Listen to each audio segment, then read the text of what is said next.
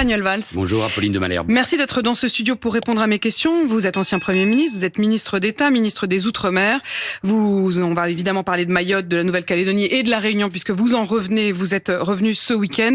On va parler aussi de la menace existentielle que représente désormais, selon les mots d'Emmanuel Macron, la Russie. Mais je voudrais d'abord parler de ce qu'il se passe en Allemagne parce que je ne sais pas si vous avez entendu, il y a le nouveau plan de gouvernement qui a été dévoilé ce week-end par le nouveau chancelier, le chancelier Merz. Une remise en cause totale de la politique migratoire d'Angela Merkel, qui avait accueilli 1 million de migrants, principalement issus de Syrie, alors même que vous étiez Premier ministre. Friedrich Merz, qui parle du chaos, je cite, d'une politique d'asile et d'immigration mal orientée depuis 10 ans. J'ai retrouvé les titres des journaux à l'époque, lorsque Angela Merkel a décidé d'accueillir tous ces migrants, et que vous l'aviez critiqué. Le Figaro, Manuel Valls charge la chancelière allemande et resserre l'accueil des réfugiés. Les Échos, pour Manuel Valls, la politique de Merkel n'est pas tenable dans la durée. L'Opinion, le Premier ministre Manuel Valls critique sévèrement la politique migratoire de Merkel. Et Libération, le plus beau pour la fin, face au courage de Merkel, la lâcheté de Valls. Qu'est-ce que vous en dites aujourd'hui ? D'abord, vous me renvoyez à il y a 10 ans, mais sur ce sujet, j'avais raison. Et j'avais été un des rares dirigeants européens à interroger et à critiquer donc la politique d'ouverture absolue et totale de Angela Merkel, alors qu'elle était en effet saluée par toute la presse nationale et européenne. Et je souligne d'ailleurs qu'avec François Hollande et Bernard Cazeneuve, qui étaient ministres de l'Intérieur, nous n'avions pas mené la même politique. Nous avions mené une politique d'accueil, évidemment, des réfugiés syriens, mais nous n'avions pas ouvert les frontières parce que nous craignions les conséquences sur nos sociétés. Rappelez-vous, quelque temps après, de cet article de cet intellectuel franco-algérien, Kamel Daoud, qui, dans un long papier, avait souligné la violence et les agressions sexuelles d'un certain nombre de migrants un 31 décembre à Cologne, comment il avait été lui-même accueilli. Donc, et puis, soulignons aussi peut-être les changements que l'Allemagne est en train d'opérer. Elle doit sortir de la dépendance. Mais sous la pression de l'extrême droite. C'est-à-dire qu'aujourd'hui, on le sent bien, il y a une montée de l'extrême droite en Allemagne et c'est aussi à cela que répond le nouveau chancelier. Oui, bien sûr, c'était un de ses engagements de campagne, mais pas seulement. L'Allemagne est en train de sortir maintenant depuis 2-3 ans de la dépendance du gaz russe. Elle s'interroge évidemment sur les changements de la politique américaine et le fait qu'il ne pourrait plus bénéficier du parapluie militaire et nucléaire américain. Et le chancelier, le nouveau chancelier, celui qui va être désigné comme chancelier, va être, je crois, un allié très structurant, très important pour la France et pour l'Europe face aux nouvelles menaces. Nous en dirons peut-être un mot. Et il change aussi d'une certaine manière les équilibres financiers puisqu'ils vont investir dans la défense mais aussi dans les infrastructures dont l'Allemagne a besoin. Donc c'est des changements importants et donc sur l'immigration aussi. Vous parlez de la menace, Manuel Valls. Vous avez entendu sans doute les mots d'Emmanuel Macron qui dit « Nous ne toucherons plus les dividendes de la paix ». Sous-entendu, on en a quand même bien profité. Vous en avez profité, vous, tous les hommes politiques qui jusqu'alors trouvaient sans doute confortable que les Américains payent et que nous, on puisse dépenser. Pas que les politiques, nos sociétés, d'une certaine manière. La France, grâce au général de Gaulle et tous les présidents de la République ont suivi la même doctrine, a toujours eu une attitude différente. Nous avons une véritable indépendance, grâce notamment à la dissuasion nucléaire. Nous sommes, avec les Britanniques, une des rares armées européennes capables de se projeter à l'extérieur. Mais c'est vrai que l'ensemble de l'Europe est en train de sortir d'une forme de naïveté. L'ensemble de l'Europe qui sort d'une naïveté, d'accord, mais c'est vrai que la France, et la question désormais se pose, elle se pose même aux partenaires sociaux qui sont en conclave pour réformer la réforme des retraites. Et la question désormais, c'est est-ce qu'on peut faire à la fois des pensions et des canons ? Et pendant longtemps, peut-être le fait que les canons soient payés par les Américains était bien confortable pour notre politique sociale. Est-ce que vous aviez conscience de cela ? Oui, moi je pense que je fais partie de ceux. Je suis venu souvent sur ce plateau, notamment depuis l'invasion de l'Ukraine par la Russie, pour dire que nous étions en train de changer d'époque. J'étais il y a 1 an et demi à Kiev et j'étais revenu marqué par le fait que tout le monde s'interrogeait là-bas, mais il faut un plan B si Donald Trump est élu. Eh bien, nous y sommes. Et au fond, la première question, la question fondamentale, Apolline de Malherbe, c'est est-ce que nous sommes capables, nous, Européens, de construire une puissance pour sauvegarder la liberté et la démocratie face, au fond, à la vassalité, au renoncement, à la lâcheté qu'on retrouve, y compris dans la classe politique française. La lâcheté, vous voulez dire plutôt des Américains ou d'une partie, c'est quoi cette partie de la classe politique française dont vous parlez? C'est ceux qui renoncent, qui sont prêts aujourd'hui à accepter d'abord le fait établi, c'est-à-dire ce que Poutine représente en termes de menace existentielle pour la liberté et la démocratie. Vous reprenez ces mots. Pour vous, la menace existentielle aujourd'hui, c'est la Russie, c'est Poutine. Il y en a beaucoup, mais en tout cas celle-ci, elle est évidente, et par aussi une guerre, parce que ce n'est pas uniquement la guerre militaire qui est menée, c'est une guerre idéologique, c'est une guerre hybride. Vous voyez ce qui s'est passé en Roumanie il y a quelques semaines au moment de l'élection présidentielle, la déstabilisation. Elle nous concerne à chaque élection en Europe et dans le monde. Parler avec les Polonais, avec les Baltes, avec les Moldaves, avec les Roumains, ce que cela peut représenter comme menace. Donc cette menace, elle est là, et face à cela, il y a toujours ceux qui, d'une certaine manière, s'accommodent de la puissance, de la violence, de la remise en cause de l'état de droit. Et ce qui est en train de changer, au fond, c'est pas la menace russe, elle est présente déjà depuis un certain nombre d'années, c'est le comportement erratique, l'imprévisibilité de l'administration Trump. Mais pardon d'insister, mais Manuel Valls, quand vous dites il y a une partie de la classe politique, vous parlez de qui ? Quand je lis l'entretien de François Fillon à Valeurs Actuelles, quand je vois un certain nombre de déclarations de responsables politiques du Rassemblement national, il y a une partie de la gauche qui est aussi du côté de la France insoumise depuis déjà longtemps, et dans ses relations, dans sa vision du monde marquée par sa relation avec la Russie ou par l'anti-américanisme. Bref, tout cela nous oblige d'une manière ou d'une autre à une réaction, et c'est vrai, en termes d'investissement pour la défense, et donc à revisiter d'une manière ou d'une autre nos modèles. Quand François Fillon dit on se trompe de guerre, la menace existentielle immédiate, ce n'est pas Poutine, c'est l'islamisme.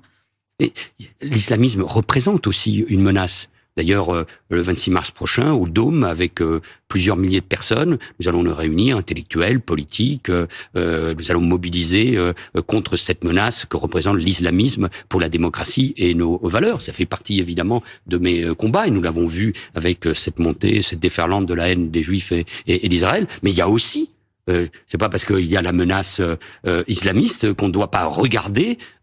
François Fillon, il en minimise la menace russe. On ne peut pas le minimiser pour nous du fait du changement que représente, je suis prudent, le caractère imprévisible de la politique américaine. Vous savez, dans le monde aujourd'hui, au fond, il y a, je ne veux pas simplifier les choses parce que c'est évidemment toujours beaucoup plus complexe, mais d'un côté, il y a la brutalité, le règne de l'argent, la remise en cause de l'état de droit, et de l'autre côté, cette vieille Europe, nos valeurs universelles, mais nous le partageons aussi avec le Canada, menacé par les États-Unis, avec l'Australie, qui travaille aussi avec nous sur ces questions-là. La vieille Europe, la France, l'Allemagne, la Grande-Bretagne, la France et la Grande-Bretagne ont une vision du monde, une vision stratégique, possèdent l'arme nucléaire. Eh bien, il faut un réveil, et ce réveil, il est autour, des valeurs, de la démocratie, de l'état de droit, de la liberté. Pour moi et pour nous, ça doit compter. Manuel Valls, est-ce que vous iriez jusqu'à dire qu'il y a une forme de traîtrise dans les propos d'un François Fillon ou de certains des politiques dont vous venez de parler ? Non, de là, c'est des mots qui vont trop loin, et je fais attention, je suis prudent, mais prudent. Mais il y a une forme de renoncement, ça c'est clair. Il y a du renoncement. C'est pas nouveau. Il y a toujours eu, au fond, une fascination vis-à-vis de la Russie, qui est évidemment un grand peuple, une grande culture, avec qui nous avons toujours eu des liens. Il y a une fascination toujours par rapport à la puissance, à la brutalité. Les mêmes qui sont fascinés par Poutine le sont aujourd'hui par Donald Trump. Non. Je pense que la remise en cause de l'ordre international tel qu'il a été conçu depuis la dernière guerre mondiale, d'un certain nombre de valeurs, de la démocratie, menacer le Canada, menacer le Groenland, menacer le Panama, on voit bien qu'il y a quelque chose qui est en train de changer. Et au-delà de la critique que nous pouvons apporter à l'administration américaine, cela nous oblige surtout, nous, à réagir, et c'est ce qu'impulse le président de la République, et je m'en félicite. Vous avez eu cette expression, nous nous préparons à la guerre, encore un mot là-dessus. Les Français qui se disent favorables à un retour du service militaire obligatoire, 61%, c'est un sondage du journal Ouest France.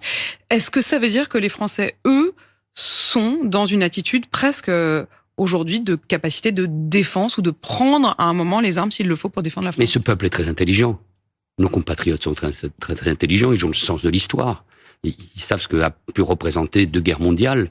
Ils connaissent le prix de la liberté et de la démocratie. Donc, il faut expliquer. C'est ce que fait le président de la République, c'est ce que fait le Premier ministre, c'est ce que font les ministres de la Défense et des Affaires étrangères, c'est ce que nous devons tous faire. Quels sont les enjeux? Pourquoi il faut investir demain sans doute 100 milliards dans la défense? L'Europe prend ses responsabilités. Il y a une course contre la montre parce que l'Ukraine et son président Volodymyr Zelensky représentent précisément cette liberté et cette démocratie. On cherche aussi, évidemment, un cessez-le-feu, la possibilité pour éventuellement des armées européennes de préserver ce cessez-le-feu demain face à d'éventuelles nouvelles agressions de la Russie. Donc, il y a un débat aussi qui implique les diplomates parce qu'on veut que cette guerre s'arrête, mais pas à n'importe quel prix, pas au prix de la vassalité, pas au prix du renoncement, pas au prix de la fin de l'Ukraine. Vous rentrez, Manuel Valls, de la Réunion où vous étiez notamment pour répondre évidemment au cyclone Garance. Qui avez-vous vu et quelle réponse vous allez apporter? D'abord, vous avez raison de me ramener à ma mission, et ma mission, c'est d'être ministre des Outre-mer. J'ai le sentiment, je comprends avec l'actualité que nous venons de décrire, j'ai le sentiment que ici à Paris, pas du côté du gouvernement, croyez-moi, mais on n'a pas pris conscience de l'impact de ce nouveau cyclone, un an après un autre cyclone, quelques mois après une sécheresse très dure, le cyclone a impacté très durement l'île. D'abord, il y a 5 morts, des blessés, des écoles, des établissements publics détruits, toute l'agriculture, notamment celle de la canne, qui est totalement détruite. C'est plusieurs centaines de millions d'euros de dégâts. Et puis des Réunionnais qui, certes, ont une culture des phénomènes de ce type depuis des années, mais qui ont le sentiment vraiment que le dérèglement climatique est bien là et qu'ils vont subir de nouveau, dans les mois, dans les années qui viennent, de nouveaux phénomènes de ce type. Ça veut dire qu'on n'est pas que dans la reconstruction, on doit être aussi dans l'anticipation. Oui, et j'ai proposé donc, nous travaillons très vite sur un plan de reconstruction, de développement, de relance de la Réunion, qui anticipe évidemment tous ces phénomènes. C'est vrai notamment dans le domaine du logement, de l'économie. Donc il y a des investissements importants à faire. Est-ce que 200 millions, ça va suffire ? C'est déjà important, ces 200 millions c'est ce fonds que j'ai annoncé pour reconstruire les écoles, les bâtiments publics, l'agriculture. Il y a beaucoup de force, heureusement, à la Réunion. Il y a une vision aussi de la place du territoire dans l'océan Indien. Il y a des élus très très impliqués, mais il faut les soutenir, faut les aider. D'une manière générale, dans les Outre-mer, nous sommes au cœur de ces changements climatiques, de ces dérèglements climatiques, ce qui nous oblige, là aussi, à une autre vision, la montée des océans, le réchauffement de la planète, la montée des eaux, tout ça nous oblige à des changements profonds et à les traduire dans les actes, alors qu'il y a d'autres défis dans les Outre-mer. Mayotte, 3 mois après, est dans quel état aujourd'hui? Est-ce que la reconstruction commence à se voir pour les habitants? Elle est lente. Elle est trop lente, elle est difficile. Moi, je présenterai dans quelques semaines en Conseil des ministres puis au Parlement un nouveau projet de loi. Mais là, c'est pour la reconstruction à long terme. Il reste encore des problèmes. Je pense notamment à celui de l'eau, qui est rare, qui est difficile d'accès, même si nous faisons tous les efforts pour y arriver. C'est lent et c'est difficile, mais j'y retourne dans quelques semaines. Il y a le général Facon, qui est à mes côtés et qui dirige la mission Mayotte pour mettre les bouchées doubles. Nous le devons aux Mahorais qui ont été non seulement touchés par ce cyclone Chido il y a quelques semaines, mais qui vivent aussi d'autres problèmes, les problèmes d'immigration, de violence, d'inégalité sociale, d'écoles qui sont bondées. Donc non, il faut continuer. J'avais reçu Linda Kebab sur ce même plateau qui revenait de 10 jours à Mayotte et qui disait qu'elle avait honte, c'était ses mots, honte parce qu'elle avait le sentiment que ce n'était pas aidé et accompagné comme un département français, mais plutôt comme une colonie. C'était ses mots. Non, mais je pense que ce sont des mots de trop. Mais il y a beaucoup de retard qui a été pris, bien évidemment.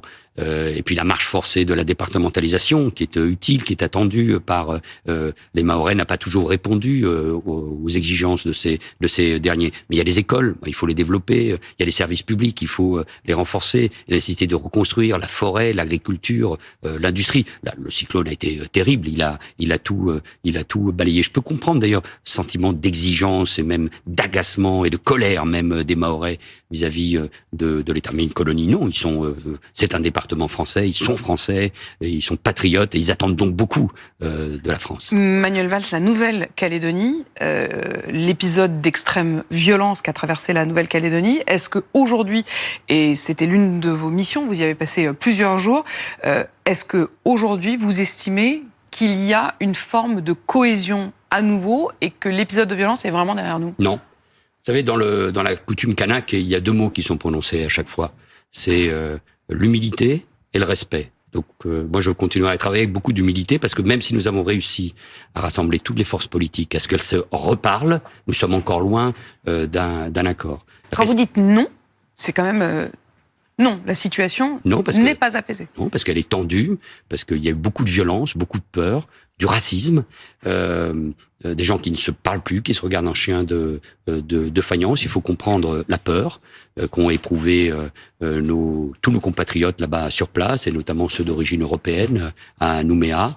Il faut comprendre aussi l'aspiration à l'émancipation, à la décolonisation des Kanaks. Et donc ce sont au fond deux logiques qui maintenant cheminent, et il faut réussir, et c'est évidemment la mission que m'a confiée François Bayrou, il faut réussir à ce que le dialogue permette de trouver un accord politique. Vous parliez tout à l'heure à propos de la Russie, de la manière dont il s'infiltrait, y compris dans une forme d'influence ou de tentative de déstabilisation de la démocratie. On sait qu'au moment de la violence en Nouvelle-Calédonie, la question de l'influence étrangère avait été posée a posteriori. Est-ce que vous diriez aujourd'hui que ça a été en effet un lieu, un espace, un moment d'influence étrangère? La France est présente sur 3 océans et 5 continents.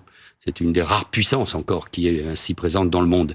Et il y a, nous le disions tout à l'heure, il y a cette guerre hybride que nous mène un certain nombre d'États. Et l'Azerbaïdjan, on avait évoqué l'Azerbaïdjan. Et l'Azerbaïdjan en fait partie. Et un certain nombre d'élus néo-indépendantistes en Calédonie, aux Antilles, en Guyane, ou depuis d'ailleurs également les Comores jouent avec ça contre Mayotte. Et oui, il y a des gens qui s'y prêtent. Je ne veux pas l'exagérer, ça n'était pas ça le facteur déclenchant des violences, mais j'ai averti les uns et les autres, et je le fais encore à votre micro, que nous n'accepterons pas que cet État d'abord se livre à ses ingérences, notamment sur les réseaux sociaux, mais également en organisant des colloques, en soutenant un certain nombre de leaders indépendantistes très minoritaires, bien évidemment condamnés souvent par les autres formations, mais nous ne l'accepterons pas, et je l'ai dit aux intéressés aussi, à ces élus, à ces responsables politiques qui s'y prêtent. Une chose est la liberté d'opinion, pour proférer évidemment des idées indépendantistes, mais on ne peut pas atteindre aux intérêts stratégiques de la France. Est-ce qu'on a les moyens de lutter, y compris en termes de réseaux sociaux, comme vous dites? Bien sûr, sur les réseaux sociaux, en s'exprimant, rappelant quelle est l'histoire de la Calédonie, ce que nous sommes en train de faire tout de même depuis 1988, avec Michel Rocard, Lionel Jospin, ce que j'essaie de faire d'une certaine manière dans leurs traces, c'est-à-dire en respectant les uns les autres, en trouvant le consensus, en rassemblant la société calédonienne, en créant les conditions d'un peuple calédonien, en gardant ce lien évidemment très étroit avec la France. Mais bon, nos services de renseignement, Tracfin, tous ces moyens doivent être déployés pour lutter contre ces ingérences. Elles sont inacceptables. Un dernier mot, Manuel Valls, sur ce qu'il se passe en Syrie, où c'est probablement autour de 1000 civils chrétiens d'Orient, alaouites, qui ont été littéralement massacrés ces dernières 48 heures. Est-ce qu'on ne s'est pas réjoui trop vite ? Vous savez, le concept d'islamiste modéré est à réétudier. Non, ça n'existe pas. Mais de l'autre côté, ce pays a subi une telle violence. Il y a sans doute des pulsions de vengeance terribles. Le pouvoir actuel est sur un réduit. La guerre est passée par là, les massacres, les civils, ce qui s'est passé évidemment inacceptable. Et moi aussi, je m'inquiète sur le sort des Alaouites, des chrétiens d'Orient, bien évidemment, qui ont tellement subi au cours de ces dernières années, un peu partout, en Irak et en Syrie. Donc la communauté internationale doit être présente, doit rappeler le nouveau pouvoir à ses obligations. Il y a une commission d'enquête qui est en place, mais faisons attention, nous sommes sur une poudrière là-bas. Et là aussi, n'oublions pas quels sont nos véritables alliés. Nos alliés là-bas, ce sont les Israéliens et les Kurdes. Ne l'oublions jamais. Est-ce que vous êtes inquiet sur la situation aujourd'hui? Est-ce que vous faites partie de ceux qui vous disent on est en train de vivre un point de bascule, globalement? Et d'une certaine manière, au cours de ces 20 dernières années, depuis le 11 septembre 2001, nous sommes rentrés dans une nouvelle ère. Et chaque moment nous y apporte. Ce qui évidemment est redoutable, c'est que la grande puissance américaine, notre allié, je continue de penser que ce sont nos alliés, c'est une grande démocratie, semble préférer d'autres types d'alliances. Et cela nous oblige à un réveil, à une très grande responsabilité. Donc ceux qui partagent d'ailleurs les mêmes visions du monde, de l'Europe et de la démocratie dans la vie politique française doivent être capables de se rassembler sur l'essentiel. Nous sommes sur l'essentiel. Nous sommes l'un de ces moments majeurs. J'avais écrit un petit livre sur le courage.